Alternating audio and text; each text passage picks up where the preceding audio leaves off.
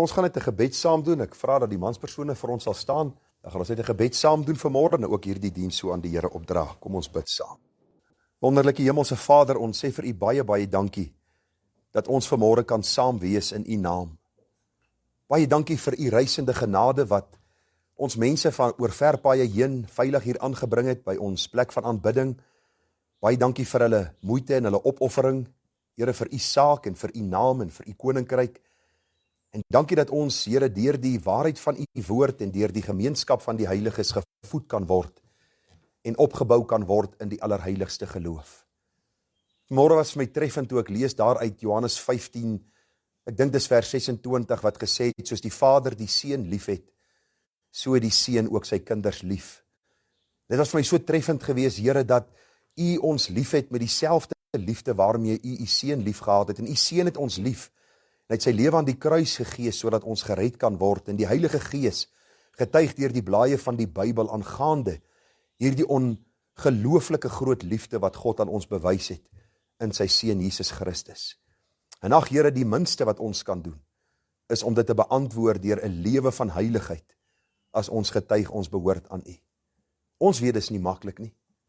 U sê vir ons, in hierdie wêreld sal julle verdrukking hê. Hou goeie moed, ek het die wêreld oorwin. En daarom dank ek U, Here, vir 'n plek van aanbidding soos hierdie. Dankie vir elkeen wat vanmôre hier is. Want Here, ons almal gaan deur dieselfde stryd, ons leef in dieselfde land, ons beleef dieselfde dinge op die paaie wanneer ons ry en dinge gebeur en ons vra soms in ons harte, Here, waar gaan alles eindig? En dan het ons die salige troos en hoop in die waarheid van die woord, dat U, Here, wat hierdie wêreld begin het, en wat gesê dat daar uit duisternis lig moet skyn, en U het geskape, en U het selfs die mens geskape, en die asem van die lewe in sy neus geblaas, en so het hy 'n lewende siel geword. Dis U dieselfde God, wat vir ons in die boek Openbaring sê, kyk, ek kom gou, en my loon is by my om elkeen te vergeld, soos sy werk sal wees. U is die Alfa en die Omega, en U is die een wat alles begin het, en U is die een wat alles sal eindig. Op U tyd, Here, wanneer U goed dink, en in die interim tyd buig ons voor U en vra, Here, maak ons instrumente in U hand, dat ons werklik getuies sal wees in hierdie donker, bose land, waarin ons onsself bevind. Ons bid vanmôre vir ons regeerders. Here, U ken hulle rebelsheid, hulle goddeloosheid, hulle opstandigheid teenoor U. Hulle haat alles van U woord en U wet. Here, hulle is in opstand teenoor U volk en teenoor U kinders. Hulle is in opstand teenoor alles wat reg en geregtigheid voorstaan. En ons kan vir hulle kom bid, want U sê, ons moet bid vir die hooggeplaaste, sodat ons 'n stil en 'n rustige lewe kan hê. Ek dank U dat in spite van die dinge wat aangaan in Suid-Afrika, ons vanmôre nog in die rustigheid van hierdie gebou kan wees. Die voeltjies wat daar buite sing, die gesondheid wat ons het, die liefde onder mekaar, en die voorreg dat U, die God van hemel en aarde, ons nie begewe en ons nie verlaat nie. Daarom het ons rede tot blydskap en dankbaarheid. Dankie vir elke senior burger vanmôre hier. Dankie vir elke middeljarige. Dankie vir elke jong mens en elke kind. Ek vra, Here, dat U ons sal seën met al die geestelike seëninge in Christus Jesus ons Here. Ook vir hulle wat ingeskakel is. Ag Here, maak dit vir hulle maklik om te luister en word U ryklik in ons midde verheerlik, en ons bid dit met soveel dankseggings. Amen. Nou vriende, ons gaan vanmôre die woord van die Here oopmaak. So ons gaan vanmôre saam lees en dan gaan ek dadelik wegval met die boodskap terwille van die tyd, en dan gaan ons by 'n paar gedagtes uitkom wat dan ook handel oor hierdie baie besondere en eintlik aangrypende gebeurtenis wat vir ons in die toekoms voorlê. Nou Openbaring 20 vers 11 tot 15, ek het 'n groot wit troon gesien, en hom wat daarop sit, voor wie se aangesig die aarde en die hemel weggevlug het, en daar is geen plek vir hulle gevind nie. En ek het die dode klein en groot voor God sien staan, en die boeke is geopen, en ander boek, die boek van die lewe is geopen, en die dode is geoordeel, na wat in die boeke geskryf is, volgens hulle werke. En die see het die dode gegee wat daarin was, en die doderyk het die dode gegee wat daarin was, en hulle is geoordeel, elkeen volgens sy werke. En die dood en die doderyk is in die poel van vuur gewerp, dit is die tweede dood. En as het bevind is dat iemand nie opgeskryf was in die boek van die lewe nie, is hy in die poel van vuur gewerp.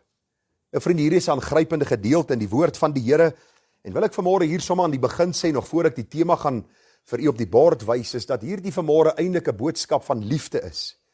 om vir die wat die Here nie ken nie te waarsku, dat daar 'n plek van afrekening sal wees aan die einde van hierdie eeu, aan die einde van hierdie tyd, aan die einde van hierdie lewe, waar elke mens voor God rekenskap gaan gee. Hierdie week het ek daaraan gedink, mense wat al so 23 jaar gelede oorlede is, ek het net 'n gedagte weer aan die mense gehad, en dink ek myself, die ewigheid het nog nie vir hulle begin nie, want die ewigheid het nie 'n begin of 'n einde nie. As ons sterwe die dag, beweeg ons in die ewigheid in, en die dag toe ons gebore word, het ons 'n ewige siel ontvang, wat nooit 'n einde sal hê nie. God is die enigste een wat van ewigheid af is, was en sal wees. Ons as mense het 'n ewige siel. En daarom, vriende, sal u en ek nooit ophou bestaan nie. Nooit. Dis die belangrikheid van hierdie boodskap wat u vanmôre moet hoor, dat ons die ewigheid sal ingaan, en dat ons dan ook hierdie ewigheid sal vir ewig beleef. Die tema vanmôre dan, die groot wittroonoordeel van God. Nou vriende, as ons so bietjie 'n kort oorsig met u hanteer, sal u onthou, voor ons met vakansie vertrek het ons bietjie gepraat oor hierdie millennium koninkryk, daar die 1000-jarige vrederyk, waar die Here Jesus dan vir ons beloof dat hy volgens die profeseë van Dawid en dan van die profete op die troon van Dawid sal sit. En daar is oor geskryf in die boek Psalms en in die boek Jesaja en baie van die boeke in die Bybel. U kan gaan lees Jesaja 9 vers 5, Lukas 1:30, Openbaring 11:15 en al daardie gedeeltes. Ek het vir u gesê die eienskappe van hierdie ryk, die hoofstad van hierdie ryk, waar dit sal wees, die grense van die stad, die regeringsvorm, die wette wat sal geld, wie sal almal deel uitmaak van hierdie 1000-jarige vrederyk, die bruid van Christus, die geredde Jode, en dan ook die oorblyfsels van die nasies, en dan die algehele vrede wat sal heers, vrede onder nasies, vrede in die natuur, en dan vrede in die diereryk. Nou vriende, hierdie gedagtes, is u welkom, as u die boodskap nog nie geluister het nie, om dit net te kry, en dan daarna te luister. Dis die wonderlike vooruitsig wat die kinders van die Here het, nadat die bruilof van die lam plaasgevind het, dan hierdie wonderlike 1000-jarige vrederyk, en dan sê die Bybel, sal die einde kom. En daarom praat ons vanmôre met u oor die wittroonoordeel, Openbaring 20 vers 11. Nou vriende, ek wil vir u sê dat hierdie seker een van die verskriklikste plekke is, as 'n mens die woord van die Here bestudeer, wat vir die mens in die toekoms voorlê, naamlik die oordeelstroon van die Here. Die Bybel leer baie duidelik dat daar aan die einde van tye so 'n plek van oordeel sal wees, 'n plek van afrekening, 'n plek waar daar rekenskap gevra sal word, ja, vereis sal word, waar die Here vir ons sal vra, rondom ons lewe, elkeen wat die Here nie geken het nie, om rekenskap te gee van die lewe wat hy vir ons gegee het. Nou vriende, dink daaraan, net so gedagtetjie, daar is geen plek op aarde waar daar nie rekenskap geëis word nie. As ons kyk na die skool, moet jy rekenskap gee aan die einde van die jaar, of einde elke kwartaal, eksamen skryf, en dan kry jy jou uitslaa, jy moet rekenskap gee. Die werksplek, ons dink daaraan, as jy nie jou werk doen nie, dan is daar sekere prosedures wat gevolg moet word. In ons eie land met ons inkomstes, ons almal is lief vir SARS, dis die gunsteling in ons lewe, ons betaal ruimskoots aan hulle elke maand, ons moet rekenskap gee van ons inkomste, ons leef elke dag met die wete van my dade sal daar rekenskap gevra word, en vriende, dis ook so ten opsigte van my en jou lewe aan die einde van die tye. Het sy as jy sterwe, en jy voor God gaan staan, of wanneer die einde van tye gaan aanbreek, en wanneer dit gaan wees, weet ons nie, al wat die Bybel vir ons sê, dat ons gereed moet maak om God te ontmoet. Nou, ek het so iets hier in my notas geskryf, wat ek net vanmôre onder u aandag wil bring. Nou in ons land Suid-Afrika, sal jy agterkom dat die boosaards beskerm word, en die landsgehoorsame burgers word geteiken. In Suid-Afrika word die oortreders beloon, en die wat 'n eerlike bestaan wil maak, word gebombardeer, geviktimiseer, en dikwels ly hulle onder misdaad in hierdie land. En die hartseer van dit is dat die meeste van ons kinders word groot met 'n verwronge verstaan van rekenskap. As hulle in die skool iets verkeerd doen, word hulle beskerm, en hulle word as slagoffers gesien in plaas van as skuldiges. Hulle word groot in 'n skool, in 'n universiteit, in 'n samelewing waar die sonde nie meer gestraf word en die verkeerde dade nie meer in die gerig gebring word en geoordeel word nie. Daarom reken die meeste, wanneer hulle moet sonde of ongeregtigheid besig is, En ek hoor die kinders dikwels sê, vir die pa, vir die ma, ag chill net, wees net kalm. Nou, ek dink nie my kinders sal met my so praat nie, ten minste as hulle nie 'n goeie tandarts het nie, maar die gedagte is maar net, dis die gesindheid waarmee hulle groot word. Wees rustig, ou maat, wees kalm. As jy iets aan my doen, vat ek jou na die polisie toe. En ek sal vir jou uitsorteer, want hier is ek God. Nee, jy's nie God nie, en ek is nie God nie, maar God het my oor jou aangestel, en as jy nie gaan leer om onder gesag te buig nou nie, sal jy nie onder gesag buig as jy groot word nie. En vriende, dit is deel van die boodskap vanmôre. Ons kinders, ons jong mense, ons middeljariges en ou mense vrees nie meer die dag van God se oordeel nie, omdat hulle in Suid-Afrika geleer word, daar is nie 'n ding soos rekenskap nie. Jy kan maak wat jy wil en jy kan wegkom met moord. Suid-Afrika en hulle regering is nie die Here nie. Luister, Suid-Afrika en die regering van Suid-Afrika en die polisie en die justisie en die weermag is nie die Here nie. Hy is nie onregverdig in sy beoordeling nie. Hy vergeet nie sondes nie, hy sien dit nie oor nie, hy gaan regverdiglik oordeel. Kom ek lees vir u net so 1 of 2 versies oor die saak. Matteus 3 vers 11, kom Johannes die doper en hy preek en hy sê, ek doop julle wel met water. Gaan nie daaroor uitbrei nie. Lees vir u self, tot bekering. Maar hy wat na my kom is sterker as ek, wie se skoene ek nie waardig is om aan te dra nie. Hoor nou. Hy sal julle doop met die Heilige Gees en met vuur. Sy skop is in sy hand. En hy sal die dorsvloer deur en deur skoon maak en sy koring in die skuur saambring, maar die kaf sal hy met die onuitblusselike vuur verbrand. Dis die liefdevolle Here Jesus van die Bybel wat dit sê. Of Johannes sê dit oor hom. Dat hierdie Here Jesus gaan nie eendag aan die einde van tye geïntimideer word, omgekoop word en by die wittroon oordeel 'n simpatie bewys teenoor hulle wat in rebellie teenoor hom leef en opstaan nie. Ek wil hê u moet daarvan seker wees. As u nou aan die slaap raak en u slaap die hele diens verder deur, hoop ek u vat hierdie huis toe en u gaan dink vanmiddag daaroor dat God rekenskap van my en jou gaan eis as ons hom nie ken nie. Maak nie saak wat sê ons land, wat doen hulle, wat doen ons regerders nie. Die Hebreërs skrywer skryf in Hebreërs 9:27. Dis die mense, meervoud, dis die mense bestem om eenmaal te sterwe en daarna die oordeel. Nou, wanneer die Hebreërs skrywer skryf daaroor, beteken dit dat daar 'n einde aan my en jou bestaan gaan kom soos ons dit nou ken. Het sy deur die dood of wanneer die Here sy kerk gaan kom wegneem. Die feit van die saak bly, hierdie aarde met alles wat ons ken sal verbrand. Die Bybel sê 2 Petrus 3 vers 9 dat die Here die aarde weggelê het as 'n skat vir die dag van sy oordeel. Waarom? Omdat mense hierdie God nie wil dien nie. Dis die mens bestem. Die woordjie bestem is, daar is 'n afspraak wat die Here met elkeen maak. Om daardie lewe wat jy nou leef, af te sluit, te sterwe. En daarna sal God se oordeel plaasvind. Nou vriende, voor ons net by die eienskappe van hierdie wittroon oordeel gaan uitkom, wil ek vra dat u net so oomblik my sal verdra, dat ek net vir u die verskil sal verduidelik. Daarbo sal u sien die regterstoel oordeel met die 5 krone en die bruilof van die lam en dan die wittroon oordeel hier. Wat is die verskil? Ek gaan dit in 'n minuut net met u vinnig hanteer. Die regterstoel daarbo, soos aangebring 2 Korintiërs 5 vers 10 en ander plekke, dis net vir die kinders van die Here. Die werke gaan beoordeel word. Loon word ontvang of skade word gelei, want ons is nie elke dag die man en vrou en seun en dogter van die Here wat ons moet wees nie.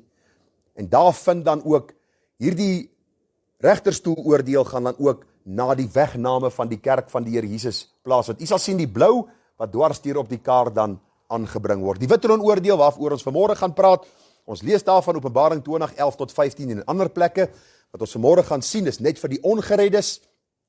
Die veroordeling vind plaas.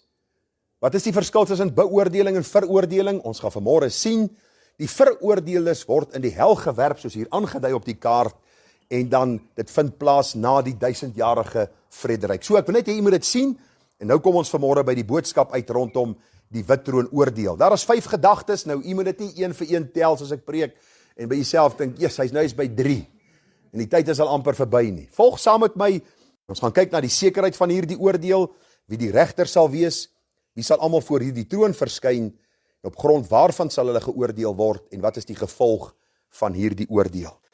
Van die wit troon oordeel. Miskien is dit hierdie man wat hier staan so opinie nie. Ek wil u vra dat u sal sien volgens die Bybel dat hierdie oordeel is seker en vas en telke male vestig die Here ons aandag in sy woord op hierdie saak. Johannes 12:48 Wie my verwerp, sê Jesus, en my woorde nie aanneem nie, het een wat hom oordeel, die woord wat ek gespreek het, dit sal hom oordeel in die laaste dag. Verwysende na die wit troon oordeel. Handelinge 17 vers 30. God het die tye van onkunde oorgesien en hy verkondig nou aan alle mense oral dat hulle moet bekeer. Waarom moet hulle bekeer? Omdat hy 'n dag bepaal het waarop hy die wêreld in geregtigheid sal oordeel. Weet jy wat vir my so aangrypend is, vriende? Wanneer daar 'n nuwe medikasie op die mark kom wat vir een of ander siekte help, is mense amper soos 'n swerm bye wat afsak op hierdie medikasie, want elkeen wil hulle lewe verleng. Maar as die predikant sê en die boodskap gaan uit, dan gaan 'n dag van oordeel wees, maak jou gereed om God te ontmoet.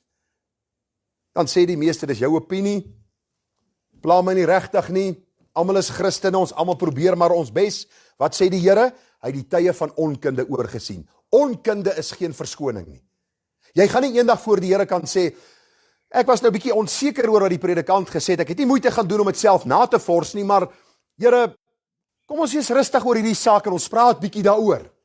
Luister, dis die meeste mense se redenasies oor God vandag. Hulle dink hy's net soos ons. Die Bybel sê hy gaan ons in geregtigheid oordeel. 1 Petrus 4 vers 5. Hulle sal rekenskap gee aan hom wat gereed staan om die lewende en die dode te oordeel. 2 Petrus 2:9. Die Here weet om die godsaliges uit versoeking te verlos en die onregverdiges te bewaar vir die dag van oordeel om gestraf te word. 2 Petrus 3 vers 7.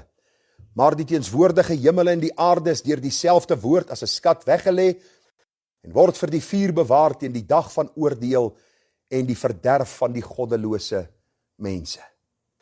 Hierdie oordeel is seker, vriende, die populêre siening vandag is, God is liefde. Is hy liefde? Verseker is hy liefde. Ek wil net vir u vra dat u nooit sal twyfel oor die liefde van die Here nie. Het u geweet daar's een vers in die Nuwe Testament wat die hart van die Here aan ons openbaar? Een vers. Wat die Here spesifiek sê wat in sy hart aan die gang is, Jesus self. Wie kan vir my sê wat is daai vers? Verseker, daardie. Maar Matteus 11:28 sê, ek is sagmoedig en nederig van hart. Luister, hy is liefdevol. Hy is sagmoedig, hy is nederig van hart en hy roep jou vanmôre tot bekering, maar hierdie selfde liefdevolle God waarsku ons betyds, terwyl ons vanmôre hier sit, terwyl ons inluister, waarsku ons betyds hierdie liefde van hom. As dit nie beantwoord word nie, sal dit oorgaan in die oordeel waar die Here in regverdigheid dan ook die mens sal oordeel en dan veroordeel. Vriende, baie beweer dat hierdie tipe van boodskap is oudtyds en dit plaas 'n skuldlas op mense wat alreeds baie probleme het. Nou, ek wil nie vanmôre 'n skuldlas op jou plaas nie, maar as jy nie gered is nie, hoop ek dat jy diep bekommerd hier sal wegry. Dat jy met hierdie angs en vrees na die Here sal gaan. Dat hy vir jou deur sy woord en sy gees vrede in jou hart kan gee. Ander spot met hierdie boodskap en hulle spot soos hulle met Noag van ouds gespot het. Onthou jy met Noag, hulle het bly spot tot die Here self die deur van die ark gesluit het. Hoe lees u die Bybel? Ek is baie nuuskierig om vanmôre miskien te hoor by u, maar ek is net bang het gaan die erediens nou opneem. Maar hoe lees u die Bybel? Lees u, Noag, okay, jy's klaar. Ja, Noag, hy's daarom my daarom het gemaak. Of lees u dit met die gedagte? Terwyl die ark gebou was, preek Noag, die mense luister, hulle weier om hulle te bekeer, die ark begin hoër styg. Ons sien op die einde van die dag dat die dak opgesit word, die diere op God se bevel kom na die ark, hulle beweeg 2 in hierdie ark in, van die reindiere 7 pare, en wat gebeur? Die Here gee nog 7 dae van genade en hy self sluit die deur, en ek wonder, toe die eerste druppel begin val het, wat het daardie mense gesê? Het jy al daaraan gedink? Toe die fonteine begin oopbars, en die reën van bo kom en die reën van onder opstyg, wat het daardie mense gesê? Luister, dit was te laat. Daarom vanmôre sê die Bybel, dis nou die welaangename tyd om jou saak met God te skik. Numeri 23:19 is vir ons 'n belofte, wat die Here gee, en hy sê vir ons, hy is nie 'n man, dat hy sou lieg nie. Hy is ook nie 'n mensekind, dat dit hom sou berou nie. As hy iets sê, dan doen hy dit. En as hy iets spreek, dan maak hy dit waar. Hoekom? Want hy is God, hy kan dit doen. Daarom is hierdie oordeel seker. Die Here sê in Jeremia 1:12, ek is wakker oor my woord om dit te volbring. So vriende, hierdie oordeel is seker volgens die woord van die Here. Die tweede gedagte is, wie sal die regter wees by hierdie oordeel? Wie sal die regter wees? Wie sal optree? Sal dit die moderator van 'n kerk wees? Sal dit een of ander regter wees in ons land, wat nou uitspraak gaan lewer en die Here gaan daar 'n ronde tafel hê en raad vra by mense, oor hoe hy mense moet oordeel of dan veroordeel? Ek dink die Bybel is baie duidelik wie die regter sal wees by hierdie oordeel. Handelinge 17 vers 30 en 31. Ek het vir u nou vers 30 gelees. Kom ons lees dit saam met vers 31. God het die tye van onkunde oorgesien, verkondig nou aan al die mense oral, dat hulle moet bekeer, omdat hy 'n dag bepaal het waarop hy die wêreld in geregtigheid sal oordeel.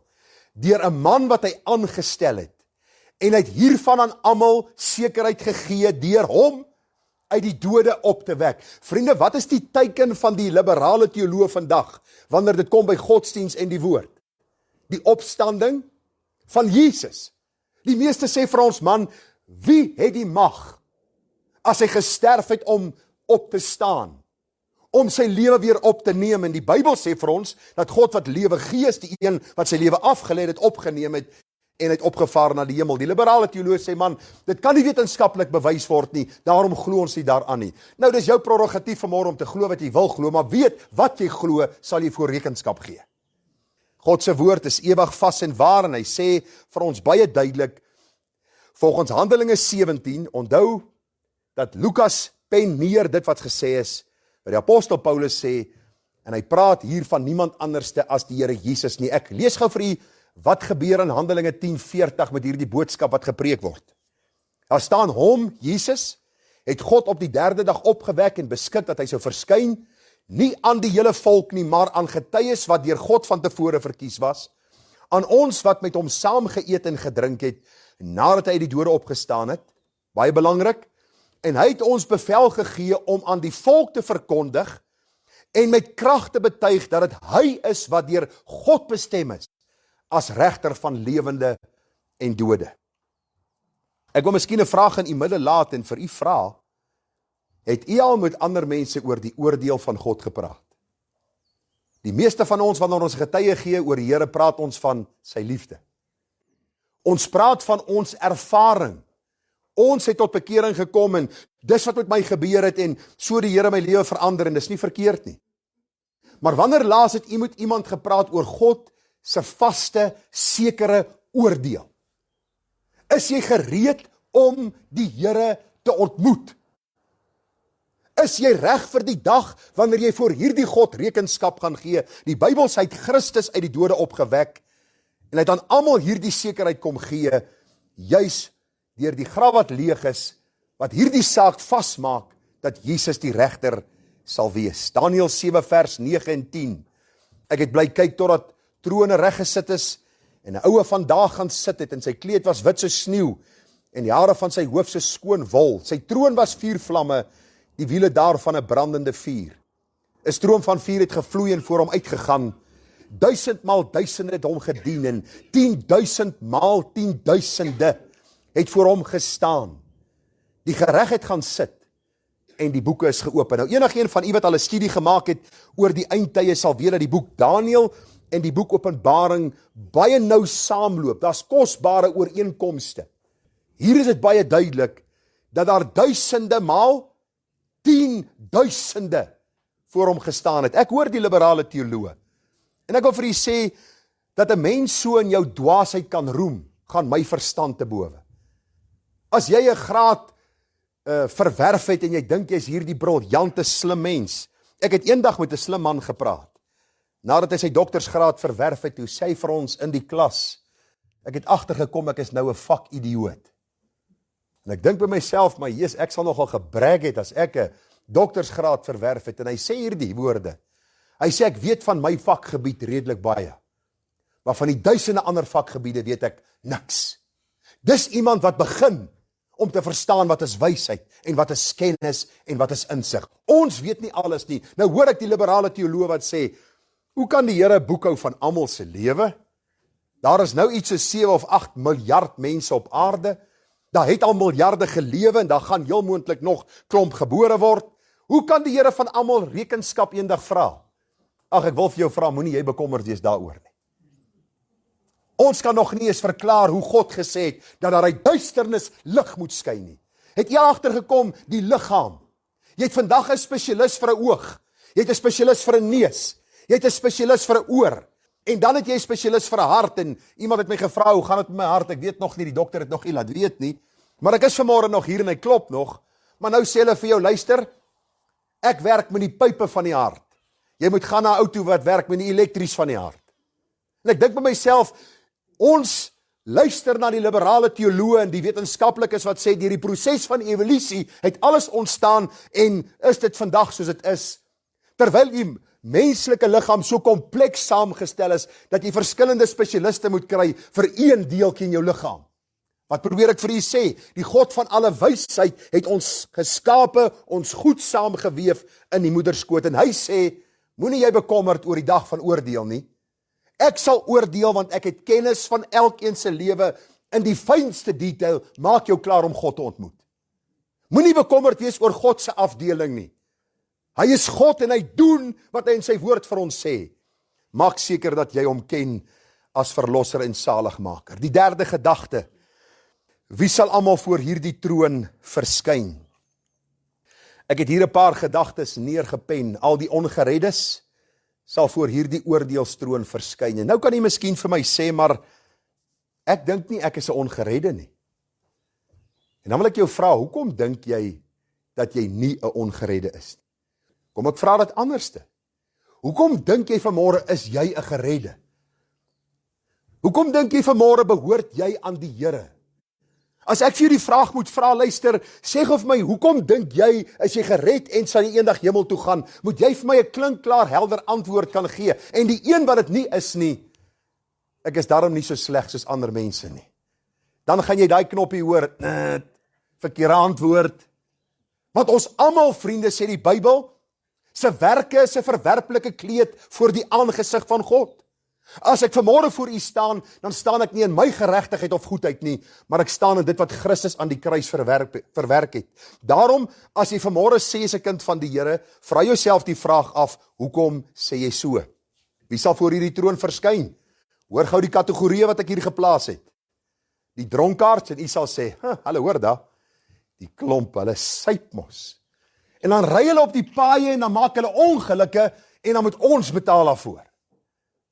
Dan moet ek vir 3 ure in die verkeer staan omdat 'n ou onder die invloed van brandewyn, en u het mos gehoor wat die spreekwoord sê, brandewyn het nie brieke nie. En ons sien dit in ons tyd. En u sal miskien sê die dronkaard hoor daar. Die leenaars, hulle hoor dan, nê? Maar voor jy te vinnig oordeel, toets jou lewe. Het jy 'n lewe van leuns, wat jy leef en wat jy vertel? Kom ons gaan verder. Voor hierdie troon gaan die homoseksuele en hoereerders wees, en u sal sê, hulle hoor daar, kyk, ek is daarom nie homoseksueel nie, en ek hoereer daarom nie. Ek vra jou verder, wie gaan voor hierdie troon wees? Die Bybel sê konings en hooggeplaastes, en u dink dadelik aan wat in Suid-Afrika aangaan, en u sê, hulle moet heel voorstaan. Hierdie ouens verdien hierdie oordeel. Volg saam, wie voor hierdie troon gaan wees. Die bedrieërs, die gruwelikes en die lasteraars. Maar voor hierdie troon gaan die godsdienstiges en die vromes ook wees. Luister vriende, as jy 'n eerlike studie van die 4 evangelies gaan doen, sal jy sien, die grootste vyande van die Here Jesus was die kerk van daardie tyd. Die Jode, die sinagoge en hierdie klomp fariseërs en sadduseërs was vyande van Jesus. Hulle het gedink hulle is vroom, hulle het gedink hulle is opreg. En die Here sê die hoere en die tollenaars gaan julle vooruit in die koninkryk van die hemele. In ons huisgodsdiens hierdie week het ons Johannes 9 hanteer, die man wat blind gebore was. Die arme man kan sien en toe sien hy hoeveel moeilikheid is daar in hierdie wêreld. Want toe ban hulle hom uit die sinagoge en hulle beskuldig hom van sekere dinge en Jesus staan stil by hom en die Here red sy siel. En hierdie man sien nie net fisies nie, maar sy geestelike hart sien en hy aanbid die Here. Ek wil vanmôre vir u sê die dominees en die moderators van kerke wat mense mislei en verlei het sal daar wees. Ek sê nou die dag vir my vrou, ek stel nie belang om hierdie hoë poste te vul nie. Want hierdie mense word gemanipuleer en geïndoktrineer deur mense van onderaf om soos 'n pion dinge te sê wat hulle weet voor God en voor hulle gewete is nie reg nie. Maar hulle hou vas aan hierdie oorleweringe soos die Fariseërs en Sadduseërs dan ook vasgehou het. En daardie dominee en moderator sal voor die Here rekenskap gee van elke siel wat in die hel beland. Want luister, dit maak nie saak of kom ek sê eerder, dit maak saak wat jy glo. Jy kan nie sê dit maak nie saak of ek reg of verkeerd glo nie. Ek glo daarom aan God. Ek glo daarom aan Jesus. Wat glo jy van God? Wat glo jy van Jesus? Wat glo jy van die Heilige Gees? Daar moet ten minste ietsie wees van substansie. Want die Bybel sê die duiwels glo ook. En hulle sidder. Gaan hulle saam met ons in die hemel wees? Verseker nie. Daarom wil ek vir u sê, elkeen wie nie by die kruis van Golgotha met hulle sondes gebreek het, en Jesus gevolg het nie, sal daar wees. Ek wil vanmôre nie vir jou vra, of jy 'n oorgawe gemaak het nie.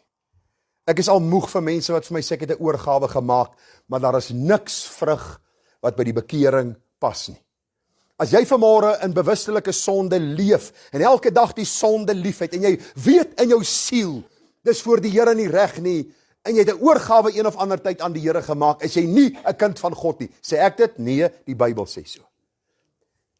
Johannes sê, dra die vrug wat by die bekering pas. Ek wil vanmôre vir jou sê, jy hoef nie op die hoek van die straat te gaan staan, en uit te roep dat u Jesus verwerp nie. As u vanoggend nog in die duisternis wandel, al lyk u lewe hoe vroom en mooi voor ander, as u een van hulle wat deel sal uitmaak van, dan sal u die een wees wat deel uitmaak van hierdie oordeel. Ons is so tyd terug geskok gewees, ek gaan nie te veel inligting gee nie, maar die oom wat ons baie goed geken het, was 'n oom wat onder die jong mense gewerk het, onder die jeug gewerk het, hy het musiekinstrumente bespeel, almal was mal oor hom, hy het graag jeugboodskappe gebring, by konferensies opgetree, en ons ken die ou redelik, en op 'n stadium toe hoor ek, maar daar is so bietjie voeltjies wat fluit rondom hierdie ou se lewe, en ek dink by myself, dit kan nie wees nie. Hierdie ou het so voorbeeldig gelewe, hy's 'n ou wat preek, en hy's 'n ou wat konferensies hou, en hy's 'n ou wat die jeug begelei, en vriende, so tyd terug is daar die man vermoor. En later toe dit by die ondersoek kom, was die man, lyk my, betrokke by baie ongeruimthede. En die man wat hom vermoor het van binne die kamer uitgebreek buitekant toe. Want hy was in die kamer toegesluit saam met hierdie man. En die Here kom leer my iets. Moenie voorgee wat jy nie is nie. God sien jou vir wie jy is. Hou op voorgee vir mense. Ek gaan jou nie eendag oordeel nie. Ek lyk miskien kwaai en ek klink miskien kwaai en jy sal dink, as ek voor Gerard gaan staan, gaan dit verby wees. Ek gaan nie 'n kans hê nie. Luister, die Bybel sê vir my, dit gaan nie oor my nie, dit gaan nie oor jou nie, dit gaan oor die Heilige God. As hy jou red, verander jou lewe.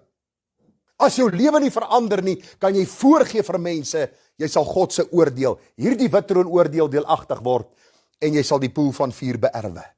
Daarom sê Openbaring 21 vers 8, wat die vreesagtiges aangaan en die ongelowiges en gruwelikes en moordenaars en hoereerders en towenaars en afgodedienaars en al die leenaars, hulle deel is in die poel wat brand met vuur en swaal, dit is die tweede dood. Nou as jy vanmôre iemand is wat baie keer bang is, moet asseblief nou nie dink, as jy enigstens iets vrees baie keer, dat jy hel toe gaan nie. Het gaan oor as jy in die sonde van vreesagtigheid, gruwelikheid, moordenaar, towenaar, afgodedienaars, as jy in hierdie praktyk leef, jou lewe sal wys of jy die Here liefhet al dan nie. Wie sal almal voor hierdie troon wees? Almal wat die Here Jesus Christus nie ken nie. Daarom sê Johannes 3:17, God het sy seun in die wêreld gestuur, nie om die wêreld te veroordeel nie, maar dat die wêreld deur hom gered kan word. Hy wat in hom glo word nie veroordeel nie, maar hy wat nie glo nie is alreeds veroordeel, omdat hy nie geglo het in die naam van die enige gebore seun van God nie. Dit is die oordeel, dat die lig in die wêreld gekom het, en die mense het die duisternis liewer gehad as die lig, want hulle werke was boos. Ek vra jou net vanmôre, skryf net hierdie een toets. Is jy liewer vir die duisternis, of vir die lig? As jy daardie antwoord kan gee, het jy al 'n goeie aanduiding aan wie jy behoort. Want van nature is ons kinders van die duisternis. Van nature is ons lief vir die sonde. As Jesus my kom red, verander hy my aptyd. Hy verander my hele uitkyk op die lewe. Daar's 'n liefde vir hom. Moenie dink as jy vanmôre die Here liefhet, dis iets wat jy uit jouself kon opwek nie. Die liefde wat in jou en my hart uitgestort is vir die Here, is iets wat hy vir ons gee. Daarom gaan ons hom eendag verheerlik. Hierdie oordeel is gereserveer vir hulle wat die lig verwerp en die duisternis liefhet. Die Bybel sê in vers 20 van Johannes 3, want elkeen wat kwaad doen, met ander woorde aanhoudend kwaad doen, wat in die kwaad bly lewe, haat die lig en kom nie na die lig nie, dat sy werke nie bestraf mag word nie. Wanneer breek hulle die meeste in? In die dag of in die nag? In die nag. Hoekom? Kinders van die lig is mense wat in die lig dinge doen. Kinders van die duisternis is lief om in die duisternis dinge te doen. Waar hoereer mense? As 'n man sy vrou verneek, waar doen hy dit? In die oop lig? Nee. Ou plekkie wat hulle afspreek. As jy steel, doen jy dit openlik en sê vir mense, hoorie, ek gaan bietjie bedrog pleeg in hierdie besigheid. Ek sien al 'n paar 100 000 rand wat niemand gebruik nie. Nee, jy doen dit in die duisternis, jy doen dit onder die tafel deur. Jy poog altyd om jou sonde weg te steek. Dis eie aan 'n ongeredde mens. As jy vanmôre aan hierdie kwalifikasie voldoen, gaan jy by hierdie oordeel wees. 'n Kind van God wandel in die lig.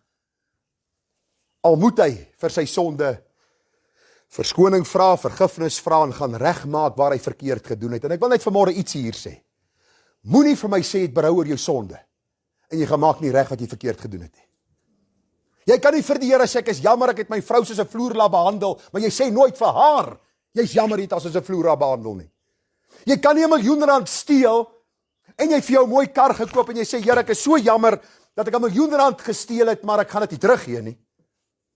Ek sê vir u baie dankie vir hierdie seën van die 1 miljoen rand. Ek weet dit was verkeerd, maar asseblief, ek gaan nie reg maak nie. Dan het jy nie vergifnis gevra nie. Dan het jy nie reg gedoen nie. Daar's altyd restituisie wat saam met vergifnis kom. Gaan lees Lukas 19, Saggeus. As ek van iemand afgepers het, gee ek dit 4-dubbel terug.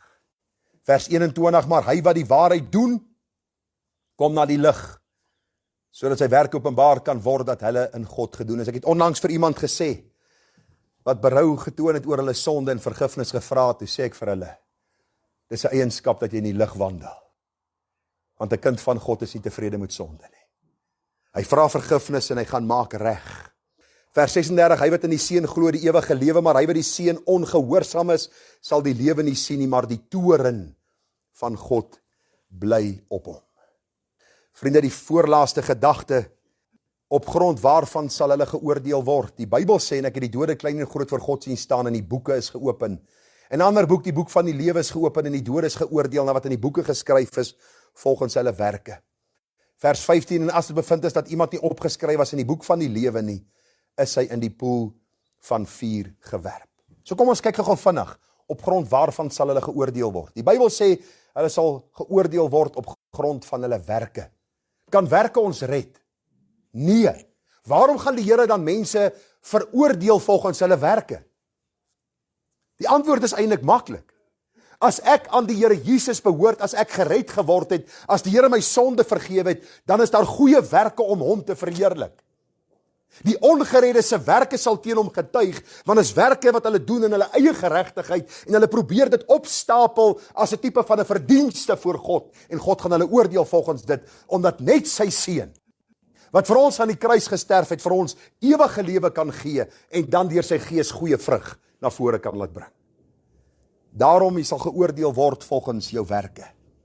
Hulle sal geoordeel word omdat hulle name nie in die boek van die lewe van die lam geskryf staan nie. Hulle sal geoordeel word omdat hulle die Seun Jesus Christus verwerp het as saligmaker en verlosser. Johannes 3:36, hy wat in die Seun glo het die ewige lewe. Maar hy wat die Seun ongehoorsaam is, sal die lewe nie sien nie, maar die toorn van God bly op hom. Ek lees net gou vir u wat staan in Romeine 2 vers 4. Of verag jy die rykdom van sy goedertierenheid en verdraagsaamheid en lankmoedigheid, omdat jy nie besef dat die goedertierenheid van God jou tot bekering wil lei nie. Wat sê Paulus in Romeine 2 vers 4? Weet jy wat doen die wêreld? Die Here skenk aan hulle hierdie genade en hulle klap sy hand weg. Hy roep hulle tot bekering en hulle klap sy hand weg. Hy gee sy woord vir hulle, klap sy hand weg. Die Here sê hulle verag sy goedheid. Nou, u weet ons hoe dit werk. As daar 'n boemelaar by jou deur kom staan en hy sê vir jou, ag, wil jy nie vir my ietsie gee om te eet nie, en jy gee vir hom hierdie lekker ete, en hy vat hom so en hy sê, ek hou nie van hierdie kos nie, en hy smyt hom in die asblik. Dan dink ek, gaan u miskien so klein bietjie toornig word. Nie baie nie. Ons is mos nie eintlik mense wat toornig word oor sulke goed nie. Die gedagte wat ek net vir u wil gee is, dis presies wat ons met die Here doen.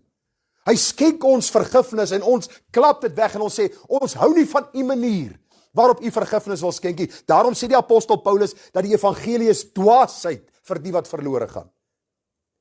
Jy en ek kan 'n baie goeie plan van redding uitdink. As dit nie ooreenkom in die Bybel nie, is dit 'n verkeerde plan. Daar is net een manier, is Christus Jesus. As jy sy rykdom van goedertierenheid verag, sê die Bybel, versamel jy vir jou. Hoor dit staan hier.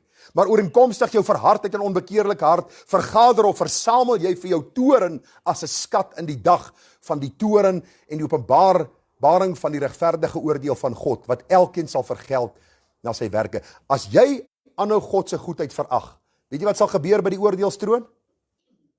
Jy sal daar die geskenk oopmaak wat jy versamel het. En dit sal God se oordeel wees. En ek hoop vanmôre die Gees van God sal vir u dit wat ek vir u probeer oordra, in u hart wakker maak. Dat u seker sal maak, u ken die Here. Ek kan net die woord wat by jou oor bring, dis die Gees van God wat jou hart moet lewend maak, dat jy moet besef, as jy nie 'n berouvolle, bekeervolle hart het nie, sal jy God se toorn eendag as skat dan ook verkry. Daarom Hebreërs 2 vers 1.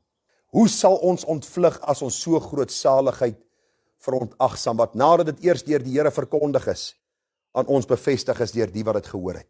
Dikwels vra mense my nou, wat van die ou in donker Afrika wat nog nooit die woord gehoor het nie, hoe gaan hy gered word? Dan sê ek vir hom, hou op, worry oor die ou in donker Afrika, worry oor jou eie siel. Ons is so bekommerd oor die klomp in donker Afrika, dat ons eie siele afskeep. En ons dink by onsself, maar ons gaan iets uitberedeneer in ons koppe. Luister, buig voor God, anders sal jy by sy oordeelstroon wees. Die wit troon oordeel, sê die Bybel, want Lukas 12:2 sê, daar is niks bedek wat nie geopenbaar sal word nie, en verborge wat nie bekend sal word nie. Partykeer word jy uitgevang in hierdie lewe, en partykeer gaan jy graf toe met jou sonde, maar glo my, daar sal 'n dag wees van rekenskap voor die Here.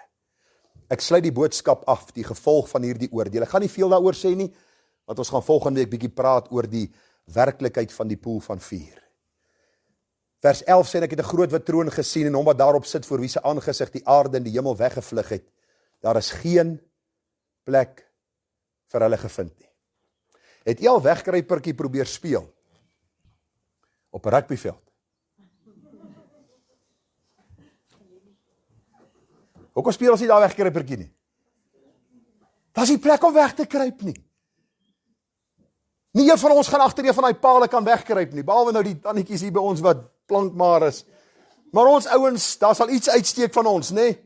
Ons sal net kan wegkruip nie. Dis hoekom ons nie wegkruipertjie speel op 'n rugbyveld nie. Die Here wil vir ons die gedagte kom deurgee. Die dag voor my sal jy staan, daar sal geen plek wees waar jy kan wegkruip nie.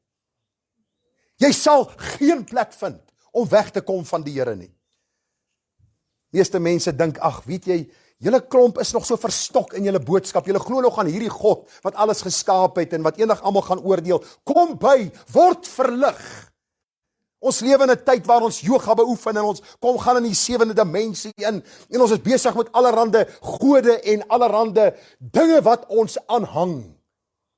Wat ons uiteindelik in die hemel sal bring. Nee, al hierdie goed is verkeerd. Dis Christus en daar is geen plek van ontvlugting as jy hom nie ken nie. As bevind is dat iemand nie opgeskryf is in die boek van die lewe nie, is hy in die poel van vuur gewerp. God sê so. Of jy daarvan hou of nie, pla my nie. Ek gaan vir jou bid. Maar die feit van die saak is, God sê so. Die meeste kerke vandag sê, daar is nie 'n ding soos 'n hel nie. Maar almal glo as 'n hemel.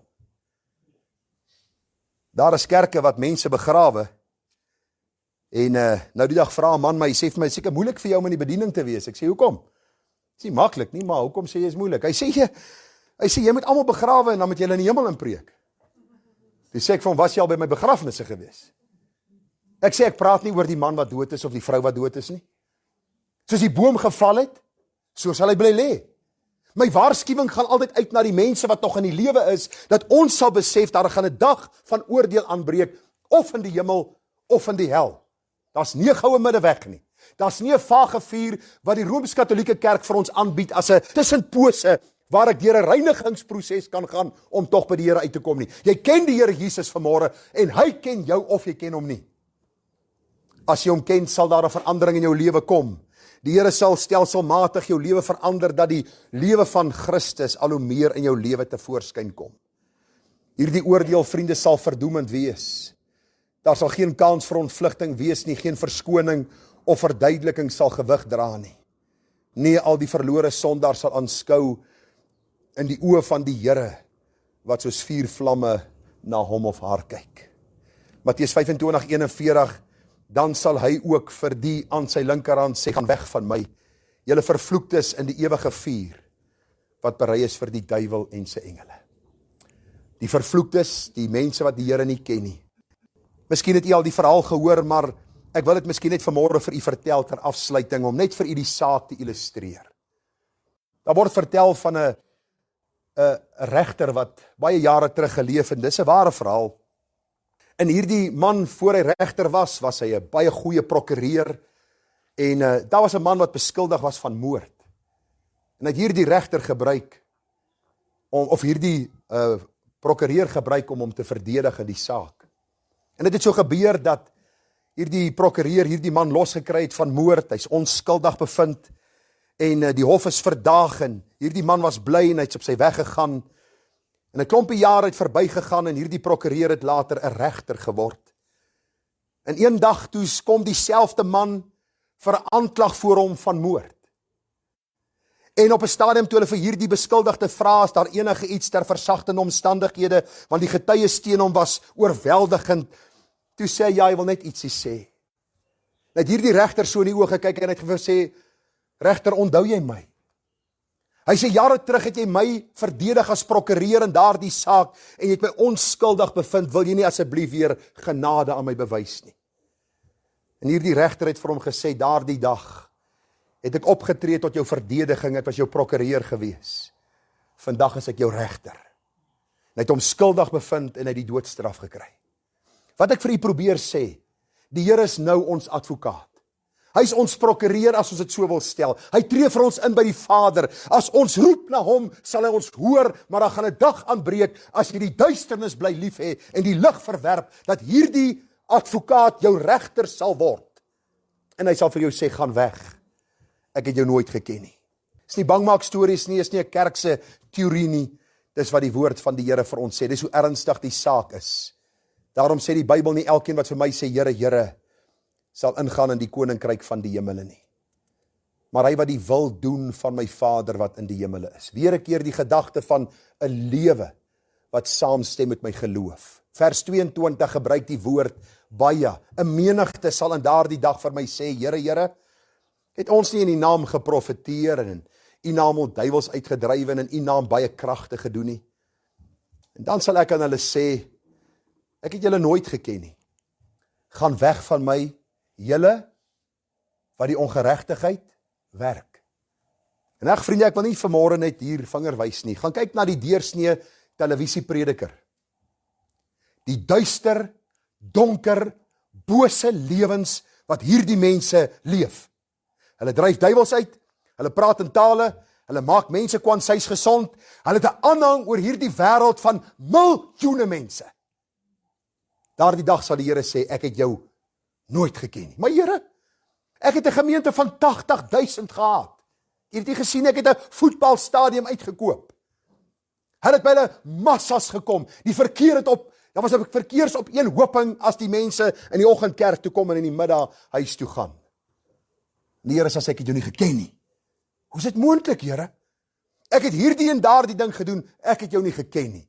Gaan weg van my, jy wat die ongeregtigheid werk. Jou lewe verklap vanmôre of jy aan die Here behoort of nie. Jou lewe lewer 'n bewys, is jy gered of nie. Jou en my lewe wys vanmôre, het ons by die kruis van Jesus die lig in ons duister harte ontvang. Die bloed van Christus wat ons gereinig het van ons sonde. As dit nie so is nie, sal jy as sondaar finaal veroordeel word, vir ewig weg van die aangesig van God. So tyd terug het 'n senior tannie, haar man is dood en die mense by wie sy gaan bly het, familie van haar het haar sleg behandel. Sy was in die 70 gewees, het sy agter die motorhuis gaan sit op 'n kombersie. En sy het haar lewe geneem. Want sy was eensaam. Is dit reg gewees wat sy gedoen het? 1000 maal nee. Maar ek het daaraan gedink, om van God verlate te wees. As iemand na so uiterste toe gaan, omdat hy mense wat hy lief gehad het, of sy lief gehad het, miskien verloor het. Hoeveel te meer sal die smart in ons siele wees, wanneer die God wat vir my jou sonskyn gee, wat vir ons gesondheid gee, wat vir ons voorsien aan die tydelike behoeftes, wanneer hy vir my sê, gaan weg. Vir ewig nooit weer 'n godsbegrip nie. Nooit weer 'n godsbegrip nie. Nooit weer iets van God se goedheid nie. Gaan weg, ek het jou nie geken nie. Daarom vanmôre die uitnodiging. Vriende, die Here sê, in Esegiel 33 vers 11, sê vir hulle, so waar as die Here leef, spreek die Here, Here, gewis, ek het geen behaag in die dood van die goddelose nie, maar daarom dat die goddelose hom bekeer van sy weg en lewe. God het nie 'n behaag dat jy moet sterf in jou sonde nie, bekeer jou. Baie interessant. Meer as 3000 maal in die Bybel nooi die Here die sondaar om na hom te kom. 3000 maal. As jy 3000 maal dieselfde uitnodiging hoor, en jy verhard jou hart, moenie verbaas wees, as jy eendag gaan hoor, gaan weg, ek het jou nie geken nie. Kom nou en laat ons die saak uitmaak, sê die Here. Kom nou. Ek wens vanmôre ek kan jou beweeg. Ek wens vanmôre ek kan in jou hart inkom en vir jou sê, bekeer jou. En die Here kom leer my iets so tyd terug. Dink ek is groter as God. Is hy wat deur sy gees 'n siel oortuig. En luister, as ek bekeerlinge maak, gaan die bekering nie lank hou nie. Maar as God deur sy gees 'n bekering bewerk in die hart, hou dit vir ewig. Daarvoor bid ek vanmôre, kom nou en laat ons die saak uitmaak, sê die Here. Ek pleit vanmôre dat jy 'n bonatuurlike geboorte ervaar. Dat God jou duister hart sal vergewe van sonde. En dat jy kind van God kan word. Al is jy vanmôre 'n goeie mens, of al jy vanmôre 'n slegte mens. Verskoon die Engelse Robbie soos ek was. Irrelevant, ons word sondaars gebore. Ons het 'n redder nodig buite onsself. Sy naam is Jesus. Hy's nou die een wat nog vir ons genade skenk. Eendag sal hy ons regter wees. Daarom pleit ek by u dat u gewillig sal wees en luister. Want as jy wederstrewig is, sal julle deur die swaard geëet word, want die mond van die Here het dit gespreek. Kom ons bid saam. Here, eintlik as 'n mens hierdie boodskap preek, is daar niks krag in jou nie. Jy staan voor hierdie heilige God in absolute verwondering en dan ook in verbuistering. Want jy weet, as daar nie genade uit sy hand oor jou lewe uitgestort word, as jy roep om genade nie, is alles te vergeefs. Here, die ewigheid is 'n werklikheid. Die hel is 'n werklikheid. Die oordeel is 'n werklikheid. En ek kan nie, Here, 'n hart verander nie, maar dankie dat ek vir u kan vra, Here. En by u kan pleit dat u 'n genadewerk in 'n hart en in 'n lewe sal doen, dat mense hulle tot u sal bekeer. Al wat nodig is dat ons sal hoor wat die Gees aan die gemeente sê. En wanneer U ons hart beweeg in 'n rigting dat ons sal roep, O God, wees my sondaar genadig. Die meeste van ons sal deur ons eie hoogmoed en trots, deur ons eie werke en selfregverdiging die hemel mis. Maar U sê vir ons dat U oor draai en luister na hulle wat na U roep en soek met hulle hele hart. Daarom bid ek vir hierdie gemeente, ek bid vir hulle wat geluister het vanmôre, dat hulle vrede met U sal vind, Vader, deur Jesus Christus, die redder en saligmaker, die verlosser, die een wat sal kom om te oordeel, die lewende en die dode. Amen.